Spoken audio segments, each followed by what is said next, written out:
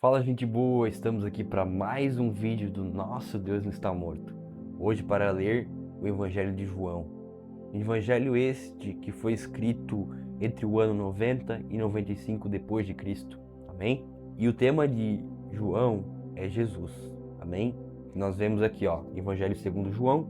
João que foi alguém que não morreu como os outros apóstolos, né? João, ele morreu de velho mesmo, mas João apresenta Jesus como o Verbo de Deus, que existiu desde a eternidade com Deus e que se fez um ser humano, mostrando assim o amor e a verdade de Deus. Lembrando que João, né, no Evangelho de João, ele conta muito sobre a encarnação de Cristo, sobre o Verbo que se fez carne, sobre o Verbo que era Deus e o Verbo estava com Deus. Então, Jesus é Deus. Mas para mostrar que Jesus é Deus, o Evangelho de João ele completa muito bem esse tema. Esse é um assunto central, tanto para fé cristã, amém? Tanto ortodoxa, quanto católica, quanto protestante. Isso é um assunto central. Então, se você perguntar para um católico, ou para um ortodoxo, ou por um protestante, evangélico, enfim, o que ele crê sobre Jesus, ele vai ter que dizer que Jesus é Deus. Se alguém não confessa que Jesus veio em carne, esse não provém de Deus. Então, uma das centrais questões do Evangelho é você crer que Jesus é Deus. Isso nos difere, isso nos separa, isso nos mostra a nossa diferença das outras religiões. Porque as outras religiões não crêem que Jesus veio em carne como Deus. Só o cristianismo faz isso. E por que Deus se fez carne? Porque Deus sofreu toda a nossa angústia, porque Ele se fez homem e habitou entre nós como homem. Agora Ele habita dentro de nós, como Espírito Santo. Por isso o seu reino é espiritual. A questão de João, você pode ler aqui, tá? Você pode pausar o vídeo aqui, ler com calma aqui, tá? Que é bem legal, ó. Você pode ter um entendimento completo do Evangelho todo aqui, tá? Então, olha só, a encarnação do Verbo, ó. Então, se quiser pausar ali e ir anotando as coisas, tudo certo. A encarnação do Verbo, ó. No princípio era o Verbo estava com Deus e o Verbo era Deus. Ele estava no princípio com Deus. Todas as coisas foram feitas por intermédio dele, e sem ele, nada do que foi feito se fez. A vida estava nele, e a vida era a luz dos homens. A luz resplandece nas trevas, e as trevas não prevaleceram contra ela. Houve um homem enviado por Deus cujo nome era João. Este veio como testemunha para que testificasse a respeito da luz, a fim de todos virem a crer por intermédio dele. Ele não era a luz, mas veio para que testificasse da luz, a saber, a verdadeira luz que, vinda ao mundo, ilumina a todo homem. O Verbo estava no mundo. O mundo foi feito por intermédio dele, mas o mundo não o conheceu. Veio para o que era seu, e os seus não o receberam. Mas a todos quanto o receberam, deu-lhes o poder de serem feitos filhos de Deus, a saber, aos que creem no seu nome, os quais não nasceram do sangue, nem da vontade da carne, nem da vontade do homem, mas de Deus. E o Verbo se fez carne e habitou entre nós, cheio de graça e de verdade. E vimos a sua glória, glória como do unigênito do Pai. Então esse é um evangelho, gente, que resume muito de quem é Deus e de quem é Jesus. Jesus é o próprio Deus que habitou entre nós, o Verbo que se fez carne, e a gente vê também uma questão muito interessante. Aqueles que creem em Jesus, como consequência, acabam se batizando, são os nascidos de novo, né? Então eles não são nascidos de carne e sangue, mas do Espírito. Então, olha só o que diz aqui, ó. O Verbo estava no mundo, o mundo foi feito por intermédio dele, mas o mundo não o conheceu. Veio para o que era seu, e os seus não receberam. Mas a todos quanto o receberam, deu-lhes o poder de serem feitos filhos de Deus, a saber, aos que creem no seu nome, os quais não nasceram do sangue, nem da vontade da carne, nem da vontade do homem, mas de Deus. Então é isso que eu te falei. Você aceita Jesus como seu Salvador, você crê que Ele é o seu Salvador, o seu Senhor, você recebe uma nova vida, né? E essa nova vida, ela precisa de uma testificação, que é o batismo. O batismo é a expressão pública de que você nasceu de novo. E então, quando você se batiza, você vive essa nova natureza, né? Porque o batismo, a gente vai ver mais pra frente que Jesus se batizou e a gente vai ver que os apóstolos batizaram também, né? A gente vai ver, por exemplo, ali, ide por todo mundo e pregar o evangelho a toda criatura, batizando em nome do Pai, do Filho e do Espírito Santo. Ora, se tem que batizar em nome do Pai, do Filho e do Espírito Santo e tem que crer primeiro, quer dizer que o batismo ele não é algo que se faz quando você acabou de nascer, mas se faz quando você tem uma idade para crer. Isso tem que ser com 12 anos? A Bíblia não diz isso. A Bíblia diz que tem que crer. Então, quando você tem uma idade mental para crer naquilo ali, você pode se batizar. Tem algumas igrejas que colocam como regra a partir dos 12 anos, mas pessoalmente eu não vejo essa regra na Bíblia, tá? Jesus se batizou com os 12, mas nós não vemos uma regra específica para isso, tá? Pessoalmente eu não vejo essa regra na Bíblia, tá? O que eu vejo, biblicamente, como uma pessoa que lê e estuda a Escritura, é que a pessoa precisa ter idade, eu digo assim, quando eu digo idade, é entendimento, né, do que está se fazendo, mas não uma idade específica. Se a pessoa tiver 7 anos e crê que Jesus é o Messias, que ele ressuscitou dentre os mortos, que está sentado à direita de Deus Pai Todo-Poderoso, de onde há julgar os vivos e os mortos, que ele morreu, padeceu sob Pôncio Pilatos, morreu e ressuscitou em meu e em teu lugar, e que por causa do que ele fez naquela cruz nós temos a vida, se a pessoa crê nisso, se a pessoa crê que Jesus é o Cristo e a pessoa decide que ela quer obedecer isso aqui, ela quer seguir isso aqui para sua vida, não sou eu que vou dizer para a pessoa com 7 anos, 6 anos que ela não pode se batizar, entendeu? Porque tem muito mais a ver com entendimento do que com idade, entendeu? Agora, é claro, eu penso que seja ideal assim para qualquer denominação que entende que nós devemos ser batizados, a questão de ensinar. Por que a pessoa está se batizando? Quando você se batiza, daí você sepulta o velho homem e nasce um novo homem. E por que eu estou falando isso nesse capítulo específico aqui? Porque fala aqui, ó, e o verbo se fez carne e habitou entre nós, cheio de graça e de verdade, e vimos a sua glória, glória como do unigênito do Pai. Aqui Cristo apresenta-se como o unigênito. Mas agora nós também somos filhos de Deus, nós que cremos em Cristo, nós também se tornamos filhos de Deus. Então, se você crer em Jesus, se arrepender dos seus pecados, Ele te aceita na sua família. E como consequência de crer, você se batiza, porque é quem crer e for batizado será salvo, como a Bíblia ensina, na verdade, né? A Bíblia diz, você crê e você daí é batizado como consequência desse credo. Evidentemente que o batismo em si não vai salvar você, o que salva é a morte e ressurreição de Cristo, é o sacrifício de Cristo, é o que Cristo fez. Mas o batismo, ele é uma evidência para o mundo de que você decidiu largar tudo para servir Jesus, entendeu? O testemunho de João Batista. João testemunhava a respeito dele e exclama, este é o de quem eu disse, e quem vem depois de mim tem, contudo, a primazia, porquanto já existia antes de mim. Aqui João está falando de Jesus, né? Porque todos nós temos recebido a sua plenitude e graça sobre graça. Porque a lei foi dada por intermédio de Moisés. A graça e a verdade vieram por meio de Jesus Cristo. Ninguém jamais viu a Deus, o Deus unigênito, que está no seio do Pai, é quem o revelou. Então, a lei foi dada por meio de Moisés e a verdade veio por meio de Cristo. Então, Cristo veio ser aquele que é a resposta para tudo que a lei estava apontando. Então, no Antigo Testamento, na Antiga Aliança, aqui é a lei, aqui é o Jesus, né? Na Antiga Aliança, você era salvo olhando para o que a lei apontava, que era Cristo. Na Nova Aliança, você é salvo por aquilo que Cristo fez, entendeu? Então, a lei apontava para Cristo, Cristo, né, veio como Salvador. Então, a lei toda ela apontava para Cristo. E aí, o que o Novo Testamento faz é basicamente responder, complementar aquilo que o Antigo estava falando. Então, a lei e a graça, na verdade, se você for olhar ao pé da letra, obedecer a Deus é obedecer a lei de Deus. Só que agora, que lei de Deus? A lei de Cristo. A lei de Cristo é o quê? É como Cristo ensinou as coisas, entendeu? Ouviram o que foi dito, olho por olho e dente por dente. Mas agora, tal diz isso, entendeu? A lei diz, não adulterarás.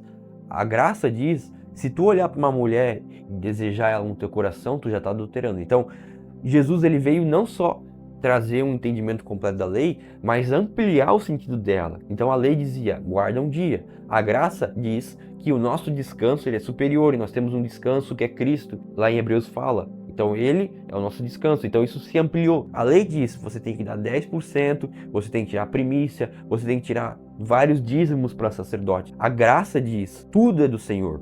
Absolutamente tudo pertence ao Senhor e tudo é dele. Então 100% do que você ganha é dele.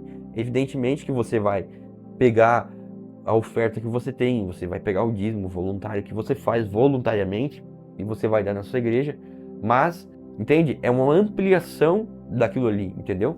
O testemunho de João Batista. João testemunhava a respeito dele e exclamava: ele é quem eu disse, o que vem depois de mim tem contudo a primazia por quanto já existia antes de mim. Então, porque ele já existia, sempre existiu, né? Porque todos nós temos recebido da sua plenitude graça sobre graça. Porque a lei foi dada por intermédio de Moisés, a graça e a verdade vieram por meio de Jesus Cristo. Ninguém jamais viu a Deus, o Deus unigênito, que está no seio do Pai, é quem o revelou. João Batista repete o seu testemunho. Esse foi o testemunho de João, quando os judeus lhe enviaram de Jerusalém sacerdotes e levitas para lhe perguntarem: quem és tu? Ele confessou e não negou. Confessou: eu não sou o Cristo. Então lhe perguntaram: quem és, pois tu? Quem és, pois? És tu Elias? Ele disse: não sou. És tu profeta? Respondeu: não. Disseram-lhe: pois declara-nos quem és, para que demos resposta àqueles que nos enviaram. Que dizes a respeito de ti mesmo? Então ele respondeu: eu sou a voz que clama no deserto. Endireitai o caminho do Senhor. Isso também está aqui, no livro de Malaquias 4:5, aqui no livro de Deuteronômio 18:15-18, e eu sou a voz que clama no deserto, endireitai o caminho do Senhor. Isso está em Isaías 43. Como disse o profeta Isaías: ora, os que haviam sido enviados eram de entre os fariseus, e perguntaram-lhe: então, por que batizas se não és o Cristo, nem Elias, nem o profeta? Respondeu-lhes João: eu batizo com água, mas no meio de vós está quem vós não conheceis, o qual vem após mim, do qual não sou digno de desatar-lhe as correias das sandálias. Estas coisas se passaram em Betânia, do outro lado do Jordão, onde João estava batizando. João Batista torna a repetir o seu testemunho.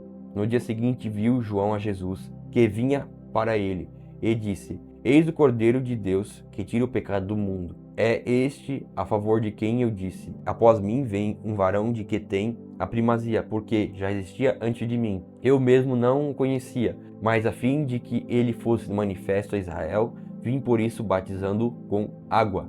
Então, como está escrito, ou em ou com, né? O batismo de Jesus. Por isso que nós falamos do batismo ser por água, você molhar a pessoa por completo, a pessoa mergulhar na água.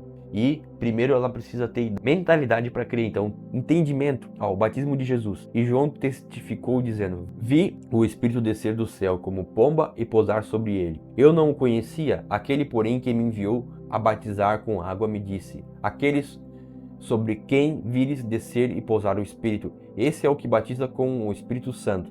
Pois eu, de fato, vi e tenho testificado que ele é o Filho de Deus. 2 discípulos de João Batista seguem Jesus. No dia seguinte estava João outra vez na companhia de 2 dos seus discípulos, e vendo Jesus passar, disse: eis o Cordeiro de Deus. Os 2 discípulos, ouvindo dizer isto, seguiram Jesus. E Jesus, voltando-se e vendo que o seguiam, disse-lhes: que buscais? Disseram-lhe: Rabi, que quer dizer mestre, onde assistes? Respondeu-lhes: vinde e vede.